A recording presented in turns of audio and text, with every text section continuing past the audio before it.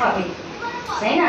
তো ঈশ্বর সন্তান আমাদেরকে দেন, গর্বের ফল ঈশ্বর তত্ত্ব পুরস্কার, সে ছেলে হোক কি মেয়ে হোক, দুজনেই আমাদের জীবনে আশীর্বাদে। তাই আজকে আমাদের জীবনে আশীর্বাদে সেই সন্তান শালনীকে ঈশ্বর দিয়েছেন, তার জন্য আমরা ধন্যবাদ জানাই এবং কৃতজ্ঞতা জানাই প্রভুর কাছে যে তিনি আমাদেরকে সেই সন্তানকে দিয়েছেন। কারণ তিনি যদি না দিতেন আজ বন্ধা হয়ে থাকতো। কত মানুষ লজ্জিত, তারা ভাবে যে আমার সন্তান হলো না, মাথা ঢুকেছে অনেক, কিন্তু ঈশ্বর আমাদের অভিশাপের মধ্যে থেকে আশীর্বাদ করেছেন। আদম হাওয়াকে এদের উদ্যান থেকে বের করে দিয়েছিলেন, কিন্তু তাদের বলেছিলেন মাথার ঘাম পায়ে ফেলবে, আর হাওয়াকে বলেছিলেন পুত্র প্রসব যন্ত্রণা কষ্ট পাবে। কিন্তু সেই মা তার সন্তানকে অনেক কষ্ট করে জন্ম দিয়েছে, আর সেই সন্তানকে আজকে আমরা জগতের খাবারকে খাওয়াবো। তাই আজকে আমরা একত্রিত হয়েছি সকলে মিলে।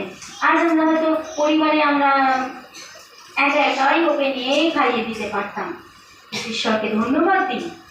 ঈশ্বর আমাদেরকে সন্তান দিয়েছেন, আর সেই সন্তানকে বড় করার জন্য জগতে খাবারও প্রয়োজন আছে।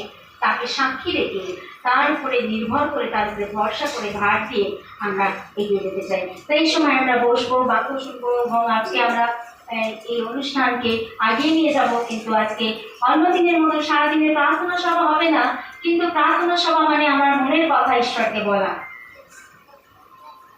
আজকে আমরা যেমন আমি ঠাকুমা, তেমন ওর দিদাও এসেছে, দিদা বসে আছে, আর দাদু বসে আছে, ঠাকুরদাও বাইরে আছে, আসবে, মামা বসে আছে। ঈশ্বর আজকে আমাদের একসঙ্গে দাদু, ঠাকুমা, দিদা সকলকে একসঙ্গে একত্রিত করেছেন। তাই ঈশ্বরকে ধন্যবাদ জানাই। তিনি যদি বাঁচিয়ে না রাখতেন এই দিনটা আমি দেখতে পেতাম না। তাই আজকে আমরা সকলে একটু উঠে দাঁড়াই।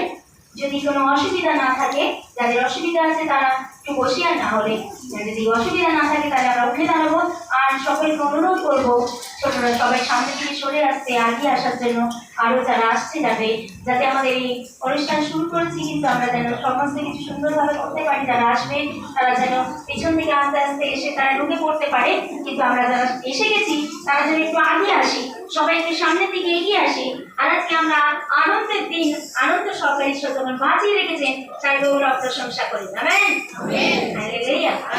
আসি আমরা সকলে মিলে আরেকটা গান করি। এই জন্য আমি গান করতে ভালোবাসি, ঈশ্বরের প্রশংসা করতে, ঈশ্বরের গৌরব করতে ভালোবাসি। এখানে প্রচার হয়, আর স্বর্গে গিয়ে আমরা শুধু আরাধনাই করবো।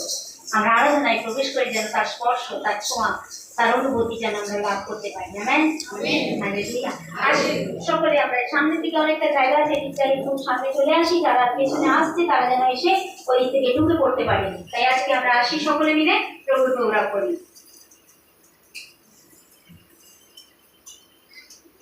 আমরা সকলে আমাদের জীবনের ভার ঈশ্বরকে দিয়েছি, তাই আমার জীবন যিশু তোমার নামে, এক একটি নিঃশ্বাস যিশু তোমার নামে, সেই গান করি।